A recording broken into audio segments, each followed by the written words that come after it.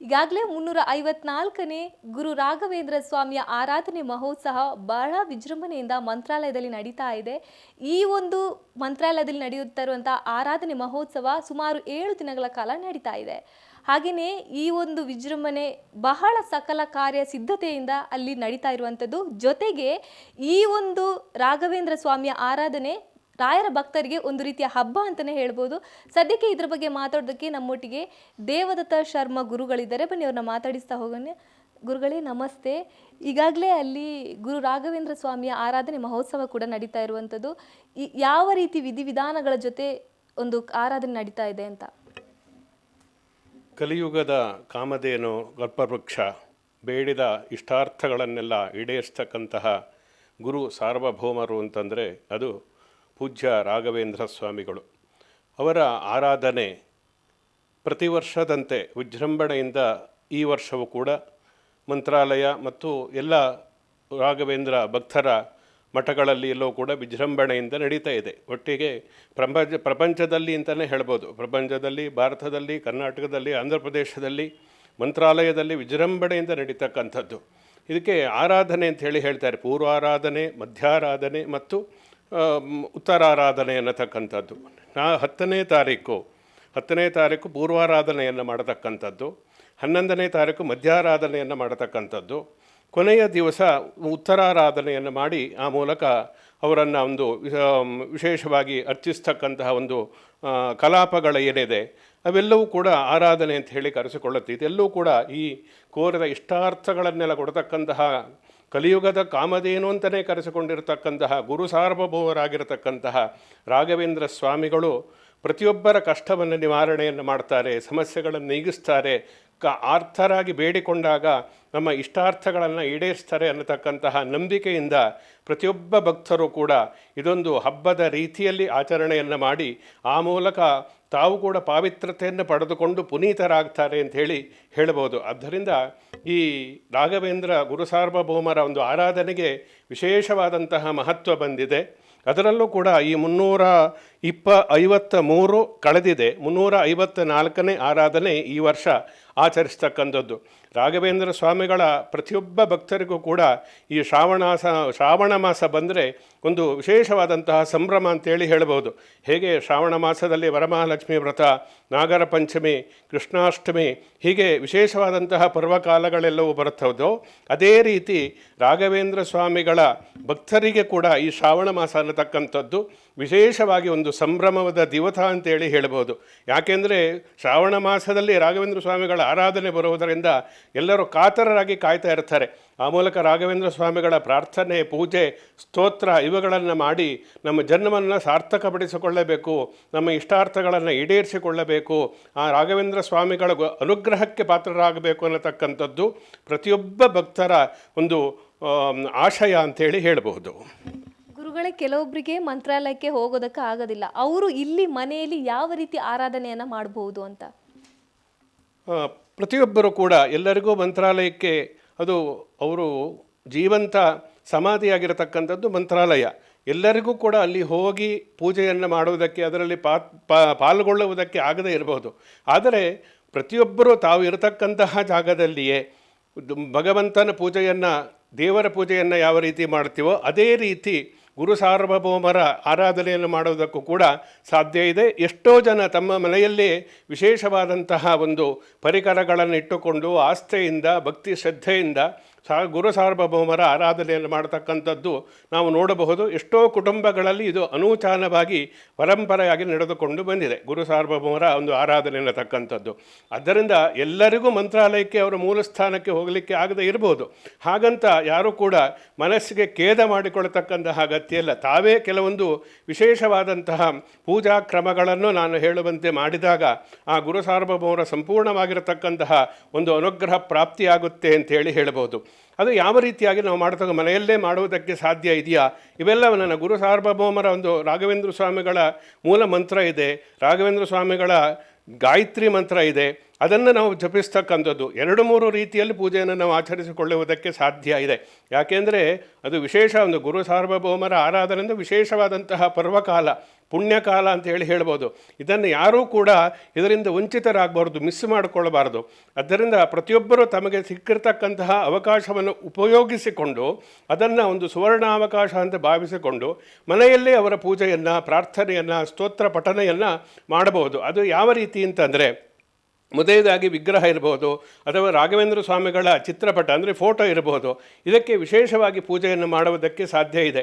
ಕೆಲವರ ಮನೆಯಲ್ಲಿ ಪಂಚಲೋಹದ ರಾಘವೇಂದ್ರ ಸ್ವಾಮಿಗಳ ವಿಗ್ರಹ ಇರುತ್ತೆ, ಕೆಲವರು ಬೆಳ್ಳಿ ಅಥವಾ ಚಿನ್ನ ಅನುಕೂಲ ಇದ್ದರೆ ಚಿನ್ನದ ವಿಗ್ರಹವನ್ನು ಕೂಡ ಇಟ್ಟುಕೊಂಡಿರ್ತಕ್ಕಂಥವ್ರು ಇರ್ತಾರೆ. ಅದಕ್ಕೆ ವಿಶೇಷವಾಗಿ ಭಗವಂತನಿಗೆ ಮಾಡತಕ್ಕಂತಹ ರೀತಿಯಲ್ಲಿ ಷೋಡಶೋಪಚಾರ ಪೂಜೆಯನ್ನು ಅಂದರೆ 16 ವಿಧವಾದಂತಹ ಉಪಚಾರಗಳನ್ನು ನಾವು ಮಾಡಲಿಕ್ಕೆ ಸಾಧ್ಯ ಇದೆ. ಪ್ರತಿಯೊಬ್ಬರೂ ಮಾಡಬಹುದು, ಅವರವರ ಯಥಾಶಕ್ತಿ. ಎಲ್ಲರೂ ಕೂಡ ಹೆಚ್ಚು ಖರ್ಚನ್ನು ಮಾಡಬೇಕು ಅಂತ ಹೇಳಿ ಇಲ್ಲ. ಗುರುಗಳಾಗಲಿ ಭಗವಂತನೇ ಆದರೂ ಕೂಡ ನಮ್ಮ ಶುದ್ಧವಾದಂತಹ ಅಂತಃಕರಣಕ್ಕೆ ಮಾತ್ರ ಅವರು ಅನುಗ್ರಹವನ್ನು ಮಾಡತಕ್ಕಂಥದ್ದೇ ಹೊರತು ಯಾವುದೇ ಆಡಂಬರಕ್ಕೆ ಅನುಗ್ರಹ ಮಾಡತಕ್ಕಂಥದ್ದು ಭಗವಂತ ಮತ್ತು ಗುರುವಿನ ಒಂದು ಯಾವುದೋ ತತ್ವ ಅನ್ನತಕ್ಕಂಥದ್ದು ಅಲ್ಲ. ಆದ್ದರಿಂದ ನಮಗೆ ದೇವರು ಎಷ್ಟು ಶಕ್ತಿ ಕೊಟ್ಟಿರ್ತಾರೋ ಅಷ್ಟೇ ಅದೇ ಕ್ರಮದಲ್ಲಿ ನಾವು ವಿಶೇಷವಾಗಿ ಭಕ್ತಿ ಶ್ರದ್ಧೆಯಿಂದ ಕಾಯ ವಾಚ ಮನಸ ಯಾವುದೇ ರೀತಿ ಲೋಪ ಇಲ್ಲದೇ ಇರತಕ್ಕಂತಹ ರೀತಿಯಲ್ಲಿ ಗುರು ಸಾರ್ವಭೌಮರ ಪೂಜೆಯನ್ನು ಮಾಡುವುದಕ್ಕೆ ಸಾಧ್ಯ ಇದೆ.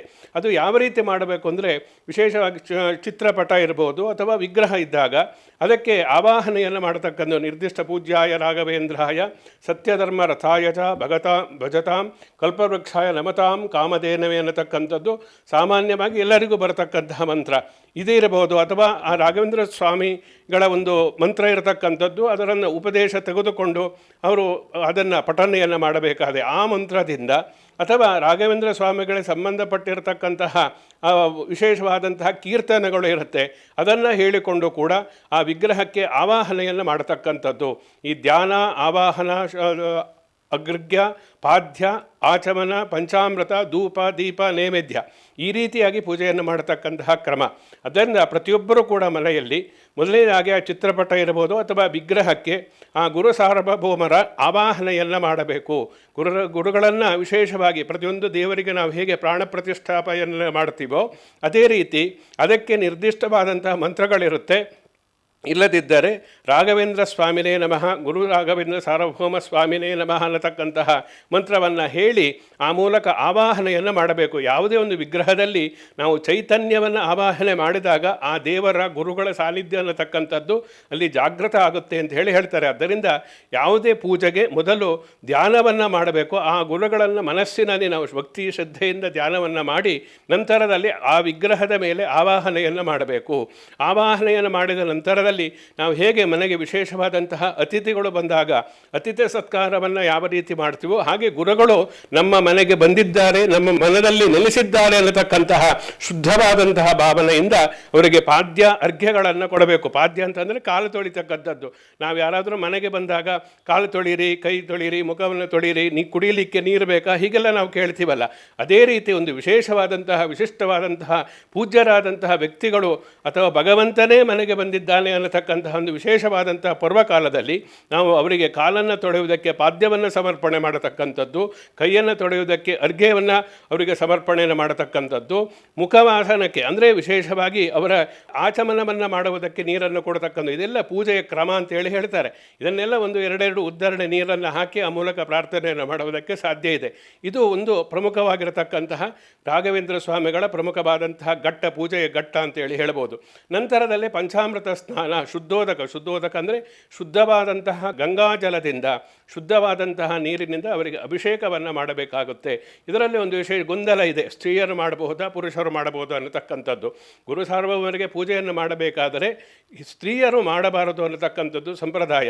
ಅಂದರೆ ಮನೆಯಲ್ಲಿರ್ತ ಗಂಡ ಹೆಂಡತಿ ಇಬ್ಬರಿದ್ದಾಗ ಪುರುಷರೇ ಈ ಪೂಜೆಯನ್ನು ಮಾಡಬೇಕಾಗುತ್ತೆ, ಸ್ತ್ರೀಯರು ಪಂಚಾಮೃತ ಸ್ನಾನಾದಿಗಳನ್ನು ಮಾಡುವಂತಿಲ್ಲ ಅನ್ನತಕ್ಕಂಥದ್ದು ಮಠದ ಸಂಪ್ರದಾಯವು ಕೂಡ ಆಗಿರುವುದರಿಂದ ತಮ್ಮ ಪತಿ ಅಂದರೆ ಗಂಡ ಈ ವಿಶೇಷ ಪಂಚಾಮೃತ ಅಥವಾ ಶುದ್ಧೋದಕ ಸ್ನಾನವನ್ನು ಅಭಿಷೇಕವನ್ನು ಮಾಡತಕ್ಕಂಥದ್ದು ಪೂಜಾ ಕ್ರಮದಲ್ಲಿ ಒಂದು ಶ್ರೇಷ್ಠತೆಯನ್ನು ಹೇಳುತ್ತೆ ಅಂತೇಳಿ ಹೇಳ್ಬೋದು. ಅವರು ಮಾಡಬಾರ್ದು ಇವರು ಮಾಡಬೇಕು ಅನ್ನತಕ್ಕಂಥದ್ದಲ್ಲ. ಪತಿ ಪತ್ನಿಯವರು ಒಟ್ಟಿಗೆ ಸೇರಿ ಭಗವಂತನ ಅಥವಾ ಗುರುಗಳ ಒಂದು ಅನುಗ್ರಹ ಬೇಕು ಅಂದಾಗ ಇಬ್ಬರು ಒಟ್ಟಿಗೆ ಸೇರಿ ವ್ರತವನ್ನು ಮಾಡ್ತಾರೆ. ಅದರಲ್ಲಿ ವಿಶೇಷವಾಗಿ ಪುರುಷರೇ ಮಾಡತಕ್ಕಂಥ ನಮ್ಮ ಸಂಪ್ರದಾಯದಲ್ಲಿರತಕ್ಕಂಥ ಅವ್ರು ಮಾಡಬಾರ್ದು ಇವರು ಸ್ತ್ರೀಯರು ಮಾಡತಕ್ಕಂತಹ ಪೂಜೆ ಕೆಲವೊಂದು ಲಕ್ಷ್ಮೀ ವ್ರತ ಇರ್ಬೋದು, ಗೌರಿ ವ್ರತ ಇರ್ಬೋದು, ಇಂಥದ್ದೆಲ್ಲ ಸ್ತ್ರೀಯರೇ ಮಾಡ್ತಾರೆ. ಅದರಿಂದ ನಾವು ಯಾವ ಪೂಜೆಯನ್ನು ಮಾಡ್ತೀವೋ ಅದಕ್ಕೆ ಸರಿಯಾದಂತಹ ಕ್ರಮವನ್ನು ಅನುಸರಿಸಿ ನಾವು ಮಾಡಿದಾಗ ಗುರುಗಳ ಅನುಗ್ರಹ ಪ್ರಾಪ್ತಿಯಾಗುತ್ತೆ. ಇಲ್ಲಿ ಮುಖ್ಯವಾಗಿರತಕ್ಕಂಥದ್ದು ಗುರುಗಳ ಅನುಗ್ರಹ, ಅವರ ಆಶೀರ್ವಾದ ಬೇಕು ಅನ್ನತಕ್ಕಂಥದ್ದು. ಯಾರು ಮಾಡಬೇಕು ಯಾರು ಮಾಡಬಹುದು ಅನ್ನತಕ್ಕಂತಹ ಗೊಂದಲ ಅಲ್ಲ. ಆದ್ದರಿಂದ ಪೂಜೆಗೆ ಸರಿಯಾಗಿರತಕ್ಕಂತಹ ಕ್ರಮವನ್ನು ಅನುಸರಿಸಿ ಪಂಚಾಮೃತ ವಿಧಿಗಳನ್ನು ಅಂದರೆ ಸ್ನಾನವನ್ನು ಮಾಡಿ ನಂತರದಲ್ಲಿ ವಿಗ್ರಹವನ್ನು ತೊಳೆದು ಅದಕ್ಕೆ ಈ ಎಲ್ಲ ವಿಧಿಗಳಿಂದ ನಾವು ಸ್ನಾನ ಪಂಚಾಮೃತವನ್ನು ಮಾಡತಕ್ಕಂಥದ್ದು ಒಂದು ಹಂತ ಅಂಥೇಳಿ ನಾವು ಹೇಳ್ಬೋದು. ನಂತರದಲ್ಲಿ ಅವರಿಗೆ ವಿಶೇಷವಾಗಿ ಸುಗಂಧ ದ್ರವ್ಯಗಳನ್ನು ಲೇಪನವನ್ನು ಮಾಡತಕ್ಕಂಥದ್ದು. ಗಂಧ, ಅಕ್ಷತೆ ಇವುಗಳನ್ನು ವಸ್ತ್ರವನ್ನು ಮೊದಲು ಧಾರಣೆಯನ್ನು ಮಾಡಬೇಕು. ಅವರು ಸನ್ಯಾಸಿಗಳು ಆಗಿರುವುದರಿಂದ ಗುರು ಸಾರ್ವಭೌಮರು ಕಾಷಾಯ ವಸ್ತ್ರ ಅಂದರೆ ಕಾವಿಯ ವಸ್ತ್ರವನ್ನು ಅವರಿಗೆ ಧಾರಣೆಯನ್ನು ಮಾಡಬೇಕು. ಆ ವಸ್ತ್ರ ಸಮರ್ಪಣೆಯನ್ನು ನಾವು ಮಾಡತಕ್ಕಂಥದ್ದು ಅದು ಕಾವಿ ಬಣ್ಣದ್ದೇ ಇರಬೇಕಾಗುತ್ತೆ. ನಂತರದಲ್ಲಿ ಯಜ್ಞೋಪವೀತವನ್ನು ಸಮರ್ಪಣೆಯನ್ನು ಮಾಡತಕ್ಕಂಥದ್ದು.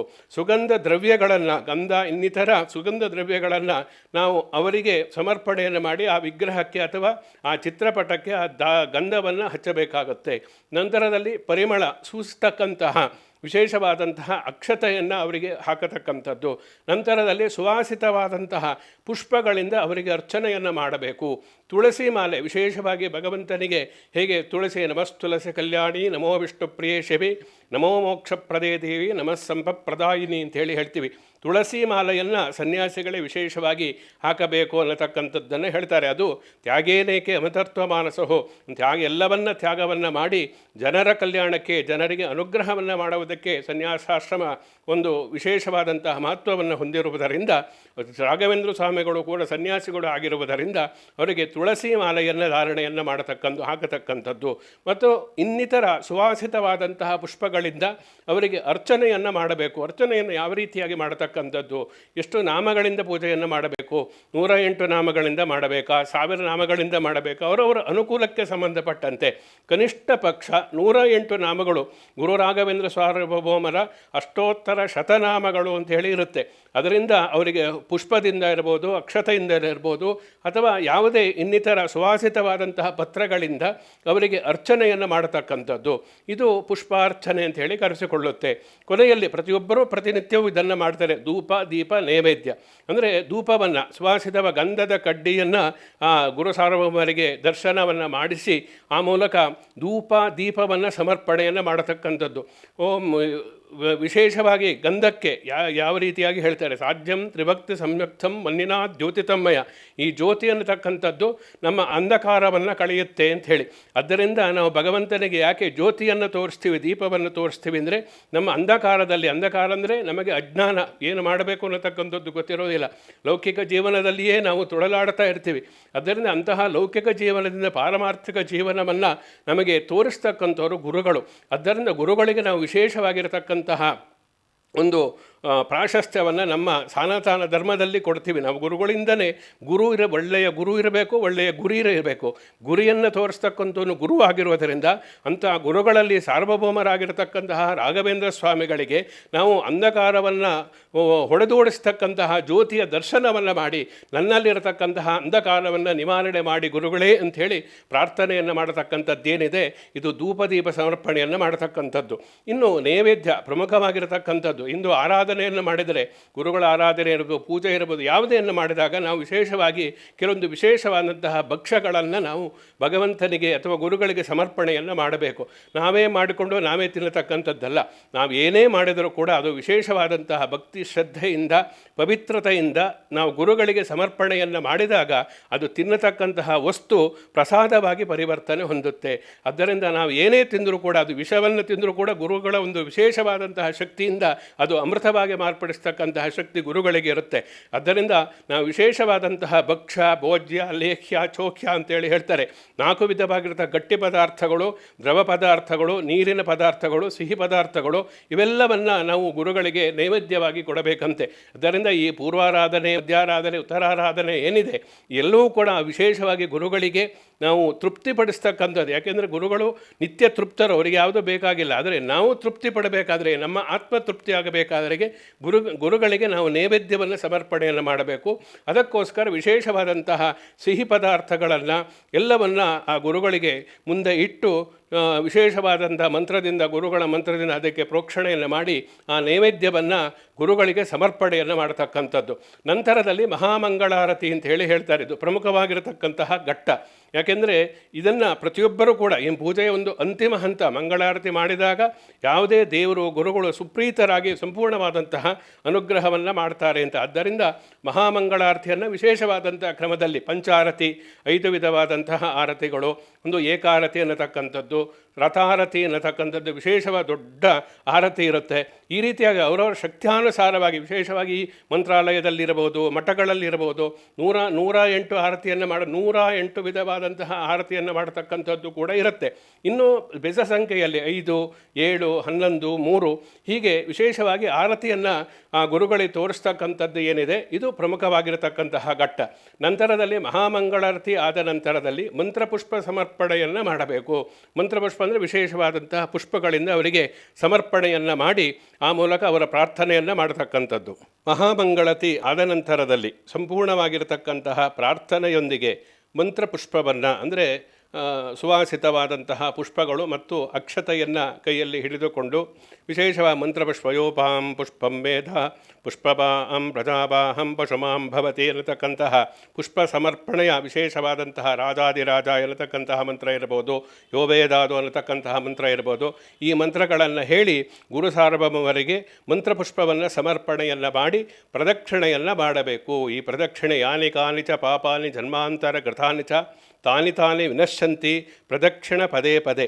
ಪಾಪೋಹಂ ಪಾಪಕರ್ಮಾಹಂ ಪಾಪಾತ್ಮ ಪಾಪಸಂಭವ ತ್ರಾಹಿಮಾಂ ಕೃಪಯಾ ದೇವ ಶರಣಾಗತವತ್ಸಲ ಅನ್ಯಥಾ ಶರಣಂ ನಾಸ್ತಿ ತ್ವಮೇವ ಶರಣಂ ಮಮ ತಸ್ಮಾತ್ ಕಾರಣ್ಯ ಭಾವೇನ ರಕ್ಷಾ ಗುರು ಸಾರ್ವಭೌಮ ಅನ್ನತಕ್ಕಂತಹ ಮಂತ್ರ.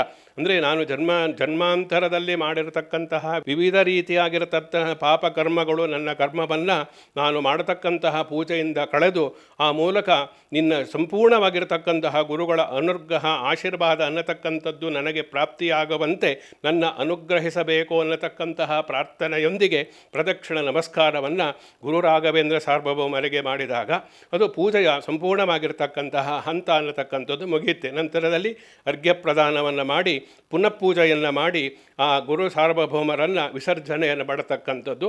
ಇದು ಷೋಡಶೋಪಚಾರ ಪೂಜಾ ವಿಧಿ. ಇದನ್ನು ಎಲ್ಲರೂ ಕೂಡ ಮಂತ್ರಾಲಯಕ್ಕೆ ಹೋಗೋದಕ್ಕೆ ಆಗದೇ ಇರತಕ್ಕಂಥವ್ರು ವಿಗ್ರಹದಲ್ಲಿ, ಫೋಟೋ ಅಂದರೆ ಚಿತ್ರಪಟದಲ್ಲಿ ವಿಶೇಷವಾಗಿ ಗುರು ಸಾರ್ವಭೌಮರ ಪೂಜೆಯನ್ನು ಈ ಕ್ರಮದಲ್ಲಿ ಮಾಡುವುದಕ್ಕೆ ಸಾಧ್ಯ ಇದೆ. ಎಲ್ಲರಿಗೂ ಮಂತ್ರ ಬರದೇ ಇದ್ದರೆ ರಾಘವೇಂದ್ರ ಸ್ವಾಮಿ ಗುರು ಸಾರ್ವಭೌಮನೇ ನಮಃ ಅನ್ನತಕ್ಕಂಥದ್ದು, ರಾಘವೇಂದ್ರಾಯ ನಮಃ ಅನ್ನತಕ್ಕಂತಹ ಚಿಕ್ಕ ಪುಟ್ಟ ಮಂತ್ರವನ್ನಾದರೂ ಹೇಳಿ ಆದರೂ ಕೂಡ ಭಕ್ತಿ ಶ್ರದ್ಧೆಯಿಂದ ಮಾಡಿದಾಗ ಸಂಪೂರ್ಣವಾಗಿರತಕ್ಕಂತಹ ಫಲ ಪ್ರಾಪ್ತಿಯಾಗುತ್ತೆ ಅಂತೇಳಿ ಹೇಳಬಹುದು. ಇನ್ನು ಗುರುಗಳೇ, ನೀವು ಈಗಾಗಲೇ ಹೇಳಿದ್ರಿ ಸ್ತ್ರೀಯರು ಪಂಚಾಮೃತ ಸ್ನಾನವನ್ನು ಮಾಡಬಾರ್ದು ಅಂತ. ಇವಾಗ ಗುರು ರಾಘವೇಂದ್ರ ಸ್ವಾಮಿಯ ಮಠದಲ್ಲಿ ಹೋಗಿ ವಿಧವೆಯರು ಅವರು ಅಲ್ಲಿ ಆರಾಧನೆಯನ್ನು ಮಾಡಬಹುದಾ, ಹೇಗೆ ಅಂತ?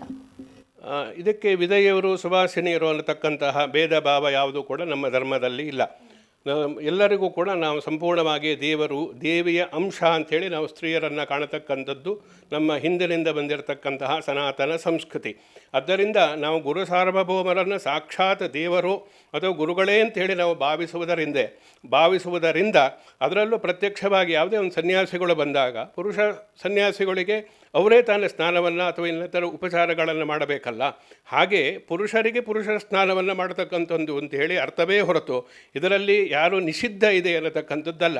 ಆಗದೇ ಇರತಕ್ಕಂಥವ್ರು ಮಠಕ್ಕೆ ಹೋಗಿ ಅಲ್ಲಿ ಗುರುಗಳ ದರ್ಶನವನ್ನು ಮಾಡಿ ಪೂಜೆಯನ್ನು ಮಾಡ್ತಾ ಇರ್ತಾರೆ. ಅದನ್ನು ಅಭಿಷೇಕ ಎಲ್ಲ ಷೋಡಶೋಪಚಾರ ಪೂಜೆಗಳು ಇದನ್ನು ದರ್ಶನವನ್ನು ಮಾಡುವುದರಿಂದಲೂ ಕೂಡ ಅದರ ವಿಶೇಷವಾದಂಥ ಅನುಗ್ರಹ ಪ್ರಾಪ್ತಿಯಾಗುತ್ತೆ ಹೊರತು ಅವರು ಮಾಡಲೇಬಾರದು ಅನ್ನತಕ್ಕಂತಹ ನಿಷಿದ್ಧ ಇಲ್ಲೇ ಇಲ್ಲ. ಪೂಜೆಯ ಕ್ರಮ ಅನ್ನತಕ್ಕಂಥದ್ದು ಇಲ್ಲಿ ತುಂಬ ಮುಕ್ತವಾಗುತ್ತೆ ಹೊರತು ಅವರು ಮಾಡಬಾರದು ಅಂಥೇಳಿ ಅರ್ಥ ಅಲ್ಲ. ಗುರುಗಳಿಗೆ ಒಂದು ಕ್ರಮ ಇರುತ್ತೆ. ಭಗವಂತನ ಪೂಜೆಯನ್ನು ಮಾಡಿದರೆ ಅಭಿಷೇಕವನ್ನು ಮಾಡ್ತಾರಲ್ವ. ಸ್ತ್ರೀಯರು ಕೂಡ ಕೃಷ್ಣಾಷ್ಟಮಿ ಇರ್ಬೋದು, ಇನ್ನಿತರ ವ್ಯವಗಳ ವರಲಕ್ಷ್ಮಿ ವ್ರತವನ್ನು ಮಾಡಿದ್ದಾರೆ ಆಗಾಗಲೇ. ಇನ್ನು ಗೌರಿ ಹಬ್ಬವನ್ನು ಮಾಡ್ತಕ್ಕಂಥದ್ದಿದೆ, ಕೃಷ್ಣಾಷ್ಟಮಿ. ಇಂತಹ ದೇವರಿಗೆ ಪೂಜೆಯನ್ನು ಮಾಡಬೇಕಾದರೆ ಅಭಿಷೇಕವನ್ನು ಮಾಡಬಹುದು, ಸ್ತ್ರೀಯರೇ ಸ್ವತಃ ಮಾಡ್ತಾರೆ. ಆದರೆ ಗುರುಗಳಿಗೆ ಮಾಡಬೇಕಾದರೆ, ಸನ್ಯಾಸಿಗಳೇ ಮಾಡಬೇಕಾದರೆ ಯಾರು ಮಾಡಬೇಕು ಅನ್ನತಕ್ಕಂತಹ ಸಂಪ್ರದಾಯ ಇದೆ, ಅದೇ ಪ್ರಕಾರವಾಗಿ ಮಾಡಬೇಕು. ಪತಿಯ ಜೊತೆಯಲ್ಲಿ ಕುಳಿಸಿಕೊಂಡು ಈ ಪೂಜೆಯನ್ನು ಮಾಡುವುದರಿಂದ ಅವರು ಮಾಡಿದರೆ ಇವರು ಮಾಡಿದಾಗೇ ಅರ್ಥ. ಅಂತಹ ಭಾವನೆ ಅನ್ನತಕ್ಕಂಥದ್ದು ಬೇಕು, ಭಾವಗ್ರಾಹಿ ಜನಾರ್ದನ ಅಂತೇಳಿ. ಆದ್ದರಿಂದ ಈ ವಿಚಾರವೇ ಹೊರತು ಅವರು ಮಾಡಬಾರದು ಅನ್ನತಕ್ಕಂಥದ್ದಲ್ಲ. ಒಂದು ವೇಳೆ ಅಂತಹ ಒಂದು ಹಂಬಲ ಅವರಿಗೆ ಇದ್ದರೆ ಮಠಕ್ಕೆ ಹೋಗಿ ಅಲ್ಲಿ ಮಾಡ್ತಕ್ಕಂಥ ಅಭಿಷೇಕವನ್ನು ದರ್ಶನವನ್ನು ಮಾಡುವುದರಿಂದಲೂ ಕೂಡ ಅಭಿಷೇಕ ಮಾಡಿದಷ್ಟೇ ಪುಣ್ಯ ಫಲಪ್ರಾಪ್ತಿಯಾಗುತ್ತೆ. ಇನ್ನು ಗುರುಗಳೇ, ಪ್ರಮುಖವಾಗಿ ನಾಳೆ ಗುರು ರಾಘವೇಂದ್ರ ಸ್ವಾಮಿಗಳು ಬೃಂದಾವನಕ್ಕೆ ಭೇಟಿ ಕೊಟ್ಟಂತಹ ದಿನ, ಈ ದಿನದ ವಿಶೇಷತೆ ಬಗ್ಗೆ ಹೇಳೋದಾದ್ರೆ? ಮಂಚಮ್ಮನ ದೇವಾಲಯವನ್ನು ಮಂತ್ರಾಲಯವಾಗಿ ಪರಿವರ್ತನೆ ಮಾಡಿರತಕ್ಕಂತಹ ಪರಮ ಪವಿತ್ರವಾದಂತಹ ಮಂತ್ರಾಲಯ ಪುಣ್ಯಕ್ಷೇತ್ರದಲ್ಲಿ ಸಶರೀರರಾಗಿ ಗುರುಸಾರ್ವಭೌಮರು ಸಮಾಧಿಸ್ಥರಾಗಿರತಕ್ಕಂತಹ ವಿಶೇಷವಾದಂತಹ ದಿನವನ್ನು ನಾವು ಪೂರ್ವಾರಾಧನೆ ಅಂಥೇಳಿ ಆಚರಣೆಯನ್ನು ಮಾಡ್ತೀವಿ. ನಂತರದಲ್ಲಿ ಅವರು ಸಮಾಧಿ ಆದ ನಂತರದಲ್ಲಿ ಅವರು ಭಕ್ತರೆಲ್ಲ ಕೇಳಿಕೊಂಡ್ರಂತೆ, ನಾವು ನಿಮ್ಮನ್ನು ದರ್ಶನ ಮಾಡಬೇಕು, ನಿಮ್ಮ ಉಪದೇಶವನ್ನು ಕೇಳಬೇಕು, ನಿಮ್ಮನ್ನು ಪೂಜಿಸಬೇಕು ಅನ್ನತಕ್ಕಂತಹ ಹಂಬಲ ನಮಗೆ ಇದೆ, ನಾವು ಏನು ಮಾಡಬೇಕು ಅಂತ ಕೇಳಿದಾಗ, ನಾನು ಈ ಶ್ರಾವಣ ಮಾಸದಲ್ಲಿ ಬಂದು ಆ ಮೂಲಕ ನನ್ನ ಯಾರು ಅರ್ಚಿಸ್ತಕ್ಕಂತಹ ಭಕ್ತರಿಗೆ, ಆಸ್ತಿಕ ಜನರಿಗೆಲ್ಲರಿಗೂ ಕೂಡ ನಾನು ಅನುಗ್ರಹವನ್ನು ಮಾಡ್ತೀನಿ ಅನ್ನತಕ್ಕಂತಹ ಅಭಯವನ್ನು ಕೊಟ್ಟು ಮಂತ್ರಾಲಯದಲ್ಲಿ ಸಶರೀರರಾಗಿ ಸಮಾಧಿಸ್ಥರಾಗಿರ್ತಕ್ಕಂಥವರು ರಾಘವೇಂದ್ರ ಸ್ವಾಮಿಗಳು. ಆದ್ದರಿಂದ ಅವರಿಗೆ ಪೂರ್ವಾರಾಧನೆ, ಅದು ಸಮಾಧಿ ಆಗತಕ್ಕಂತಹ ಮೊದಲು ಪೂರ್ವಾರಾಧನೆ, ಆದ ದಿವಸದಲ್ಲಿ ಮಧ್ಯಾರಾಧನೆ, ಆದ ನಂತರದಲ್ಲಿ ಉತ್ತರಾರಾಧನೆ ಅನ್ನತಕ್ಕಂಥದ್ದನ್ನು ಮಾಡ್ತಾರೆ. ಆದ್ದರಿಂದ ಈ ವಿಶೇಷವಾಗಿ ಮಧ್ಯಾರಾಧನೆಗೆ ವಿಶೇಷವಾದಂತಹ ಮಹತ್ವ ಇರುವುದರಿಂದ ಅವರ ಒಂದು ಸಮಾಧಿ ಅಥವಾ ಬೃಂದಾವನ ಅಂಥೇಳಿ ಅದಕ್ಕೆ ಹೇಳ್ತಾರೆ. ಬೃಂದಾವನದಲ್ಲಿ ವಿಶೇಷವಾದಂತಹ ಪೂಜೆ, ಪ್ರಾರ್ಥನೆ, ಅನ್ನದಾನ ಇಂತಹ ವಿಶೇಷವಾದಂತಹ ಕೈಂಕರ್ಯಗಳನ್ನು ಮಾಡುವುದರಿಂದ ಆ ರಾಘವೇಂದ್ರ ಸ್ವಾಮಿಗಳ ಆರಾಧನೆಯನ್ನು ಮಾಡಿದಷ್ಟೇ ಪುಣ್ಯ ಬರುತ್ತೆ ಅಂಥೇಳಿ ಹೇಳ್ಬೋದು. ಇನ್ನು ಗುರುಗಳೇ, ರಾಘವೇಂದ್ರ ಸ್ವಾಮಿಗಳನ್ನು ನಿಷ್ಠೆಯಿಂದ ನಾವು ಬೇಡಿಕೊಂಡ್ರೆ ಅವರು ಒಲಿತಾರೆ ಅನ್ನುವಂಥದ್ದಿದೆ. ಸೊ ಅವರು ಸಾಕಷ್ಟು ಪವಾಡಗಳು ಕೂಡ ಇದೆ. ಈ ಪವಾಡದ ಬಗ್ಗೆ ಹೇಳೋದಾದ್ರೆ? ವಿಶೇಷವಾದಂತಹ ಈ ಪಾರಮಾರ್ಥಿಕವಾದಂತಹ ಸಾಧನೆಯನ್ನು ಯಾರು ಮಾಡಿರ್ತಾರೋ ಅವರಿಗೆ ಜನರ ಕಷ್ಟವನ್ನು ನಿವಾರಣೆ ಮಾಡತಕ್ಕಂತಹ ಶಕ್ತಿಯೂ ಕೂಡ ಇರುತ್ತೆ. ಅದನ್ನೇ ಜನಸಾಮಾನ್ಯರು ಪವಾಡ ಅಂತ ಹೇಳಿ ಕರೀತಾರೆ.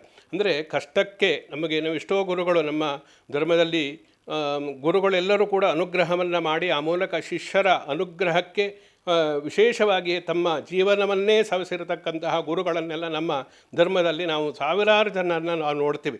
ಅದರಲ್ಲಿ ವಿಶೇಷವಾಗಿ ಗುರು ಸಾರ್ವಭೌಮರು ಕೂಡ ರಾಘವೇಂದ್ರ ಸ್ವಾಮಿಗಳು ಕೂಡ ಹೌದು. ಎಷ್ಟೋ ಜನರಿಗೆ ಅವರು ಒಂದು ಗರ್ಭಿಣಿ ಹೆಂಗಸಿಗೆ ಅನುಗ್ರಹವನ್ನು ಮಾಡಿ ಆ ಮೂಲಕ ಆ ನೋವನ್ನು ಹೋಗಲಾಡಿಸಿರ್ತಕ್ಕಂಥದ್ದು ಒಂದು ಮರಣ ಹೊಂದಿರತಕ್ಕಂಥವರಿಗೆ ಪುನಃ ಸುವಾಸಿನತ್ವವನ್ನು ಅನುಗ್ರಹ ಮಾಡಿರ್ತಕ್ಕಂಥದ್ದು ಇರ್ಬೋದು.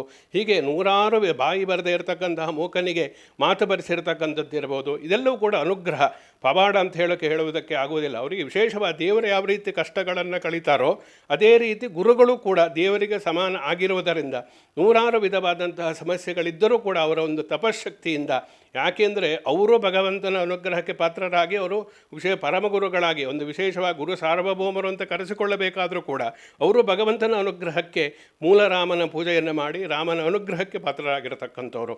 ಆದ್ದರಿಂದ ಅವರಿಗೆ ಭಗವಂತ ಆ ಶಕ್ತಿಯನ್ನು ಕೊಟ್ಟಿರುವುದರಿಂದ ಅವರು ಜನಸಾಮಾನ್ಯರ ಯಾವುದೇ ಕಷ್ಟ ಅಂಥೇಳಿ ಬಂದಾಗ, ಪ್ರಾರ್ಥಿಸಿದಾಗ, ಅಂಗಲಾಚಿದಾಗ, ಅವರನ್ನು ವಿಶೇಷವಾಗಿ ಬೇಡಿಕೊಂಡಾಗ ಅದನ್ನು ನಮಗೆ ಎಂತಹ ಕಷ್ಟಗಳಿದ್ದರೂ ಕೂಡ ಪರಿಹಾರವನ್ನು ಮಾಡಿದ್ದಾರೆ.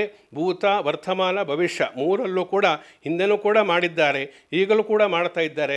ಭವಿಷ್ಯದಲ್ಲಿಯೂ ಕೂಡ ಏನೇ ಕಷ್ಟಗಳು ಬಂದು ಆರ್ಥರಾಗಿ ಅವರವ್ರನ್ನ ಪ್ರಾರ್ಥನೆಯನ್ನು ಮಾಡಿಕೊಂಡಾಗ ಅದನ್ನು ನಿವಾರಣೆ ಮಾಡ್ತಾರೆ ಅಂತೇಳಿ. ಆದ್ದರಿಂದ ಈ ಜನಸಾಮಾನ್ಯರಿಗೆ ಇದೆಲ್ಲ ಪವಾಡ ಅಂತ ಹೇಳಿ ಕರೆಸಿಕೊಳ್ಳುತ್ತೆ. ಆದರೆ ಅವರು ತಪಶಕ್ತಿಯಿಂದ ನಮ್ಮನ್ನು ಅನುಗ್ರಹವನ್ನು ಮಾಡಿದಾಗ ನಮ್ಮ ಎಂತಹ ಕಷ್ಟಗಳಿದ್ದರೂ ಕೂಡ ಅದು ನಿವಾರಣೆ ಆಗುತ್ತೆ. ಧನ್ಯವಾದ ಗುರುಗಳೇ. ಎಸ್, ಇದಿಷ್ಟು ದೇವದತ್ತ ಶರ್ಮಾ ಗುರುಗಳ ಮಾತಾಗಿತ್ತು. ಕ್ಯಾಮ್ರಾ ಪರ್ಸನ್ ವಿನೋದ್ ಜೊತೆ ಕೀರ್ತಿ, ಸ್ತ್ರೀ ನ್ಯೂಸ್, ಬೆಂಗಳೂರು.